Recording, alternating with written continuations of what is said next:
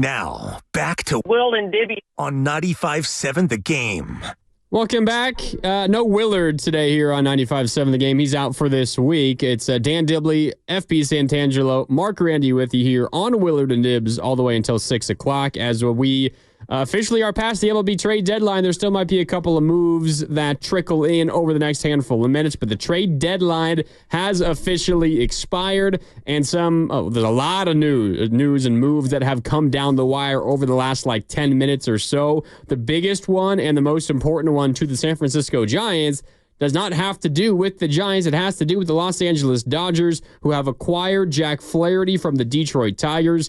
He's been very good with the Tigers so far this year, so they beef up their starting rotation, which they desperately needed. Doesn't necessarily impact the Giants all that much. The Giants are not going to catch the Dodgers, and the two don't play. But one that does affect the Giants a little bit more, guys, as we continue to get some deals that are trickling in over the next handful of minutes. The Dodgers have also required center fielder Kevin Kiermaier, arguably the best defensive center fielder in Major League Baseball, and a position that the Giants were reportedly interested in was upgrading their center field defense. They were thinking of trying to move Elliot Ramos to a corner outfield spot, maybe allow him to DH here and there as well to save up his body a little bit, because he's been playing nonstop since he got recalled and has been on this run. But Kevin Kiermaier goes to the Dodgers. Jack Flaherty goes to the Dodgers. A lot of other moves we can get to in a little bit, but those are the biggest ones at the moment and the ones with the biggest impact on the Giants. Kevin Kiermaier, who I'm sure the Giants were at least interested in, guys, is now a Los Angeles Dodger. They were definitely, and they wanted to shore up their center field defense because I don't think Elliott's been playing great out there lately. He's misjudged a few balls and some drop balls. And then you get your leadoff hitter, too. I'm 100% they were in on that. That one kind of hurts for me. It hurts, but he's having a terrible year. So, would it just be a guy who comes in for defense or, something How bad? Really bad. OPS of 546. All right, never mind. He's batting 195 with 4 home runs. He's 39 for 200 on the year. That's not bad. Those are good numbers. They need somebody to go get the ball in center field. If you're basing this whole thing on the rotation that we've been talking about, then I don't think Elliott's bad out there, by the way. I just think he's had a couple bad moments lately. Couple hiccups lately. He's not bad. He's just not a center fielder. Might be getting tired. He's a corner outfielder. And I do wonder about the future of center field because it feels to me like you'd be looking at Jung-Hoo Lee, put him in there for years to come. But there's also the thought that, maybe you want to have some center field defense or an insurance policy just in case he's not able to be back at 100% off that bad shoulder injury. But unless something comes down the wire here in the next handful of minutes, not going to be another move for the San Francisco Giants. They have made a couple of moves so far. They traded Jorge Soler and Luke Jackson to Atlanta, not really getting anyone back that's going to help the team right now, but maybe you clear up a spot for Marco Luciano to DH. You also make a trade. You send Alex Cobb to the Cleveland Guardians, and you don't get back again anyone who's going to help you anytime soon, but you have 5 other starting pitchers who you feel pretty confident in as the Giants move forward through this season. But I'm having a hard time putting a term on what this trade deadline has been for the San Francisco Giants. Maybe I view this in ways entirely different than you guys, but if I feel like my team has a chance to compete, and I think the Giants feel that way, I think you guys feel that way. You can correct me if I'm wrong, but considering their pitching staff, they got a pretty damn good pitching staff. And if this group of 5 stays healthy, you've got Blake Snell, you've got Logan Webb, you've got Robbie Ray, you've got Harrison, and you've got Hayden Birdsong. That's a pretty damn good group of 5. And if they stay healthy throughout the end of the season, you're probably going to be in a lot of baseball games, and maybe you win a decent amount of baseball games. But if you feel that way, if you feel like your team is good enough to maybe make that a run together, you feel like you got to go. I feel like you got to go out and try to help that group somehow. And FP, you were talking about yesterday, you need that jolt. The clubhouse needs that jolt. You get a guy in here and you feel like, all right, the front office, the GM, the ownership, they're on our side. They believe in us. They want us to go out and win and get the job done. They're helping us out. But what you do is you trade away 2 of the guys who are regulars in that clubhouse, in Jorge Soler and in Alex Cobb. And Luke Jackson, of course, he's kind of a throw in there. Cobb's not a regular in the clubhouse. He hasn't been in the clubhouse. He hasn't been there all year, dude. He hasn't thrown one pitch. He's done nothing for them. And Luke Jackson is a guy that you have won and gone for weeks now. So you really got rid of one guy. You didn't bring anyone in. There's no new faces in here. Marco Luciano is your new face. That's who you brought in. And you bring He's in... going to be the jolt that's going to turn this offense around? He might be. I mean, he's only had a very small sample, but the problem with Marco Luciano wasn't his bat. It was his glove. And now you don't have to even have him use a glove. He can use Jorge Soler's blue glove that FP was talking about in the handoff thingy. His blue glove from 12 years ago that he never uses. So you can have Marco Luciano just come up and be a hitter, and you can mix and match your DH as you see fit. And yeah, you lose Jorge Soler, who this year has a WAR, wins above replacement of 1.1, which is good. Marco Luciano's a 0.3. So your net loss in WAR is 0.8 in those two players. And I'd have to check Luke Jackson, but I would imagine his WAR is negative at least 0.5. So if you want to just talk about wins above replacement, your net gain versus your net loss, it's almost negligible, and you saved a ton of money. So I don't see this as, no, you didn't make a bold move to add, and you didn't do a bold move to sell. It was not a fire sale. It was just a couple of pieces that you felt were either extra or didn't fit, and you have a chance now to promote a younger guy, and you go with a 5-man rotation that you know. I don't think that your team got any worse from yesterday to today. It is 3:09. We got breaking news. The game. Breaking news.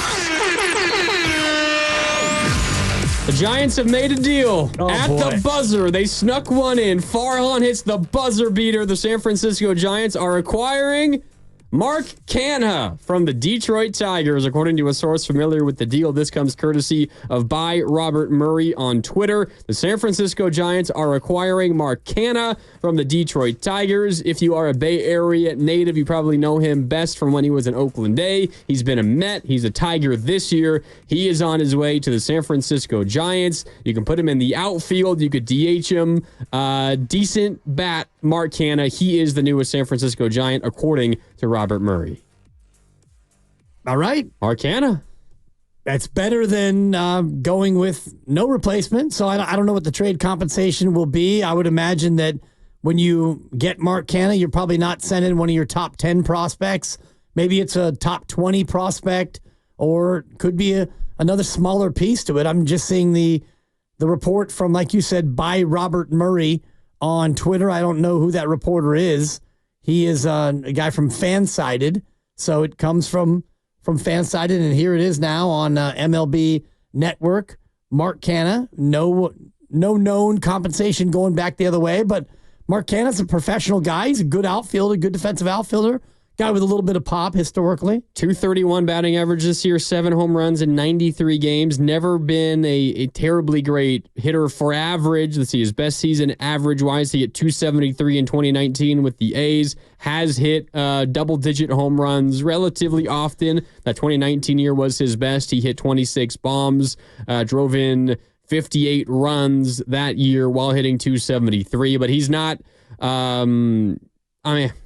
It's nothing that makes you incredibly confident that this Giants offense is going to turn things around, but there are worse bats out there than Mark Canha. He's a solid baseball player. Yeah, go Bears. Yeah, Cal Berkeley alum. Positive WAR. He's a 0.5 WAR to the good this year, and he will be a free agent at the end of this season. This isn't something to get super excited about, but the last 15 games, he's hit 6 home runs. He's hit 271. Yay! Yeah, Well played, Carter. Yeah, I don't know. No, but I think that he's 35. He's 35, and he Good for is him. a guy who is in a contract year. So it's an expiring deal, and you have a guy who can come in and be a DH. He can play a little bit of outfield. I think that this is a perfect Farhan Zaidi kind of move. No deep investment in Canha. It's a guy who can come in and be a pinch hitter off the bench. He can DH. He can play the outfield. It's a natural fit, I think, for what they're trying to do. And it's also a little bit of Luciano insurance. So if Marco comes up and is the DH and tries his hand and it looks like he's a little bit overwhelmed, you've got Canha who can DH. And if Wilmer ever makes it back, FP, we talked about it yesterday, the poor guy's knee, he may not be able to come back. But I think that Canha just gives you more options with a right-handed bat.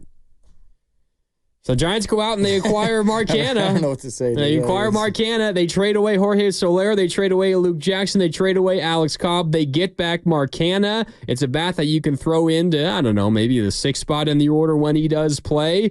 Mark Canha headed to the San Francisco Giants, confirmed by a number of different outlets. Now Jeff Passan has confirmed it, so it is legitimate.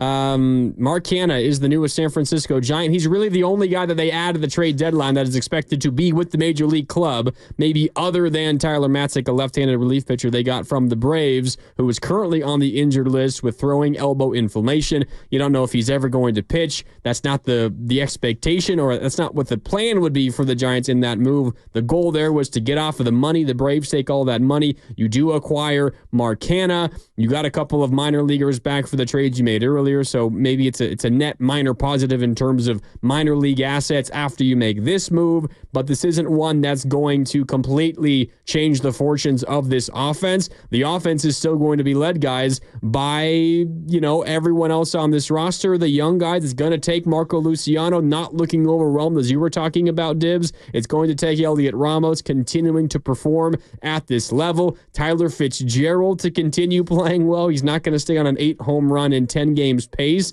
but you're going to need something from him. Brett Wisely playing at second base while Tyro Estrada's on the IL.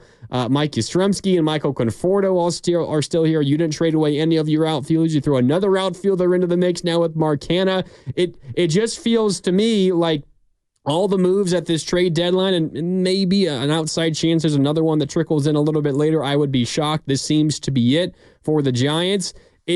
I can't really find a rhyme or reason for a lot of these moves, and I was just hoping for a more solid decision one way or the other, and this just kind of feels like a lot of moves down the middle, and I don't know exactly what to make of it. This one doesn't. This doesn't get me going. Well, Canha also playing first base a lot this year. Great. So it is great. So you don't have a right hand hitting first baseman. This is a guy who can come in and play first. You don't have one of your big holes has been a first baseman who can bat right-handed because Wilmer Flores has been terrible. Sell it. Canha's played 31 games at first. He can play the outfield. He can DH. He'll play left. He'll play right. This is a utility piece that you can add. Classic Farhan player is what it is. It's a classic Farhan move. And so I'm not saying that Canha's the difference between getting over the hump or not, but you all want to cry about trading Soler, and he's been good of late, but by and large, he's not been spectacular. So you bring in Canha, who is Soler light, but the difference is he can actually play the field. So he can play first in the outfield. He can DH. He's a little bit more of a versatile player, and he's largely the same kind of player as Soler, not quite the same power. Batting average is about the same. I think that this is something that it's not a desperation move, but if you're looking for a major league player who fits what you need, he fits better than Jorge Soler, in my opinion, because he can actually play defense. There, I sold it. You buying it, FP? No, I'm not buying it. No one's buying it? He played for Bob Melvin, so maybe that's the connection there. Dylan Carlson from Elk Grove went to the Rays, by the way. I'm sure there's some people Shout listening. out Elk Grove. Yes, Elk Grove High. Sneaky big city, by the way. Dylan Carlson. Eric Armstead. Yeah. It used to just be all horses and stuff. Elk Grove's got like 160,000 people or something. Really? It's just sneaky big. Less horses now. Yeah, more people. Less cows? Less horses? Yeah, fewer, I think the same amount of cows. Do they keep their mascot Thundering Herd, or was that offensive to cows and they had to change it? Seriously. Maybe? No, it's still the Thundering Herd. I'm not sure. Dude, this doesn't move the needle. I mean, Mark Canha's a great player, but I just feel like we're the San Francisco Giants. We're the Giants. This is a big franchise in a big market. Okay. I'm surprised it took this move to make you feel that way. I was feeling this way. I like the first two moves. I don't like Jorge Soler. You got stuck on the horse. Yeah, or just the whore part of it. I don't like him as too heavy on the whore. I want my big guys to go deep with runners on base. I didn't like him leading off, if I'm being honest. That just wasn't a fit for me. So I'm fine with that. I think what's interesting is I get what you're saying entirely, and you got someone to take away the money, and that's great, and you save money here. You don't have to pay him $14 million next year and $14 million the following year, but it's also something that you're talking about, scouting your own personnel and knowing your own guys. And I know, a free agent signing is a little bit different because you don't know exactly what it's going to be like once you get the guy in your clubhouse and how he reacts to a win, how he reacts to a loss and all of that. But it's also you 4 months into a 3-year, $42 million contract, you were so I don't know, not satisfied with how he played, how he was willing to play, where he was willing to hit in the order, that you wanted to get rid of him for essentially nothing. The only thing you cared about, just about, was having someone else take the money. 4 months into a 3-year contract.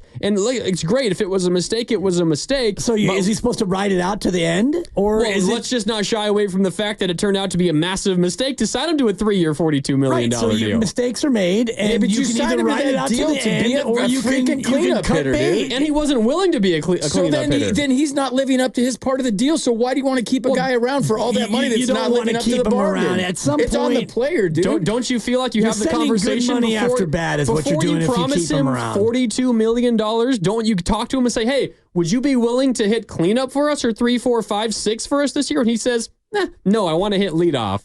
Well, what you say when you're signing a contract those and what you do, right? But when you get into it, what you do and what you say can be markedly different. And you get 3 months into a year and you realize that you're not comfortable with whatever your situation is, and now you want to hit leadoff. And well, okay, we have this guy for 3 years. Sure, we'll try you at leadoff, and you put him at leadoff, and you don't want him to hit there, and you realize, man, this is not working for us. What do we do? Then you trade him instead of waiting for 2 more years and not admitting your mistake until 3 years down the road. You don't shovel good money after bad. If the deal was bad and you get into a spot where you can trade it, you make the trade now. And that's what they did. And you packaged Luke Jackson, which nobody wanted him around among fans. And so you're able to get a couple guys back, one of whom won't be able to pitch this year, I don't think. And I want to ask the doc Doc Pandya coming up at 4 o'clock, because Tyler Matzik has flexor tendon signaling, which it's not his UCL, but it's the flexor tendon right next to it. What does that mean when you have flexor tendon signaling? I think I have that. Yeah, seriously. I threw one ball in one of those fantasy deals today. No, like a month ago from short. I don't know if I still had it. I ended on a high note, 4-seamer right on the money, and I felt something go pow. And now it hurts. I can't throw anymore. Jeez, I couldn't even throw from second today. I was taking grounders with the people out there. I can't make the throw from second. So some 51-year-old is trying to beat out a grounder, and the old ego kicked in, so FP had to pump him out from short. It's just batting practice. Oh, okay. Yeah, just batting practice. And then we take grounders and fungos. It's cool. I mean, they're just see the looks on their faces when they're standing on a major league field, looking up at the third deck. It's really cool. But yeah, I'm going to ask the doc about my elbow. Okay. I think I broke it. I think my elbow's broke. Could be flexor tendon signaling, but that's what Tyler Matzik has, so yes. Wouldn't expect him anytime soon. No. Signaling, like your flexor tendon is giving you a signal. He can't signal he's making a right turn on a bike? On his bike, no. Yeah. Exactly. That would be, you go with the left hand, right? No. Is it this one? Up, left hand down? It's or just either right hand up or right hand out. I can't remember which arm. I haven't ridden a bike in sneaky 15 years. Right hand down is stopping, right hand up. Left hand down is stopping, left hand up is turning right. Left hand pointed out, left is turning left. There you go. So, you can't ride a bike. Get on my e-scooter and dodge those buses on Market Street. It's fun, dude. You'd like it, I think. You're zigzagging outside the buses. I don't think I have the heart for it anymore. The electric connection thing popping while you're going by them. It's a rush, dude. Yeah. Just like surfing. I do think that when you look at these deals and the Jorge Soler one, if you were looking at 3 years of Jorge Soler and you weren't happy with the way it was trending, then you make the trade now. And it doesn't mean that the signing was any less of a mistake. It just means that you get out now, and Farhan Zaidi is going to talk in about 10 minutes, and we'll carry a lot of it for you, and we'll get his comments. And I wonder how he's going to frame everything that's gone on, because you're right, Mark. A lot of moves have been made around them. Dodgers loading up, Cardinals, Pirates, other teams have added significantly, and the Giants have added incrementally, which is what Farhan does. He does increments. And so here you sit, the trade deadline is over, and your big ad is Mark Canha. Mark Canha and Tyler Matzik, who's got flexor tendon signaling, and a couple of minor leaguers. No, I want to ask Doc about that, because Tyler's coming off of... I've never heard of that, dude. He had Tommy John. And then you come back from Tommy John. Oh. He pitched 11 innings, and now he's got, and it's not his UCL, but it's near his UCL. It's UCL adjacent. Is it UCLA? It's kind of, UCL adjacent. It's kind of I like that. Yeah. I'm going to use that. It's a 4. Yeah. So you probably won't have Matzik. So really your trade deadline was getting rid of 3 guys and getting a couple of minor leaguers, Mark Canha, an injured guy, and Mark Canha. So Mark Canha wants to be a Giant. Like that's they're saying right now. He's landed in a great spot. He's got a 940 career OPS at Oracle Park. He likes to hit there. I'll see on this one. And That's he's a not San one that's Jose make, kid. The he's- only players the Giants can get are people that have Bay Area ties. No one else wants to come here. Cal, Brian Price, the manager, Bob Melvin. Now Brian Price from Mill Valley, Tam High. Go Bears. Yep.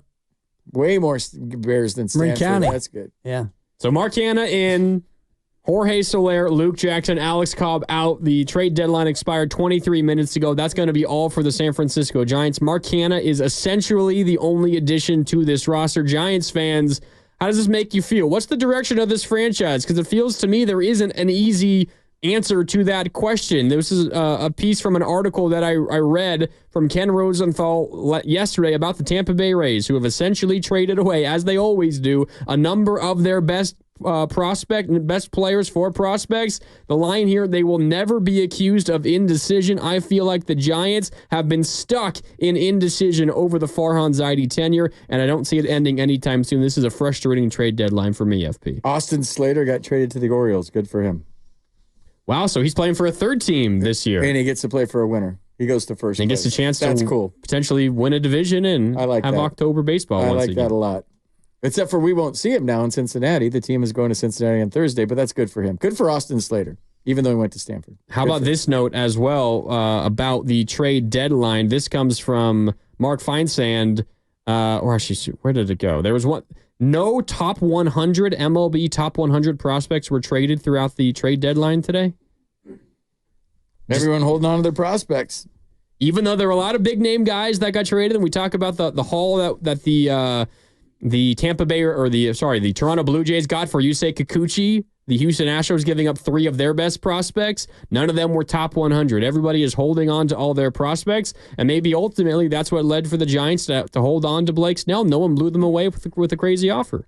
J.D. Davis to the Rays. Another Elk Grove's finest goes to the Rays. So many ex-Giants going all over the place right now. Yeah, no doubt. No doubt. And I think that's a good point about the Blake Snell trade, because we talked yesterday on the show, and the whole idea of having a conversation where you can't get off the phone because the offer is so good. Ned Coletti had that, and I don't think the Giants had that offer on the other end of the phone. I'm sure they were dangling Blake out there. Oh, you have they to. were dangling him.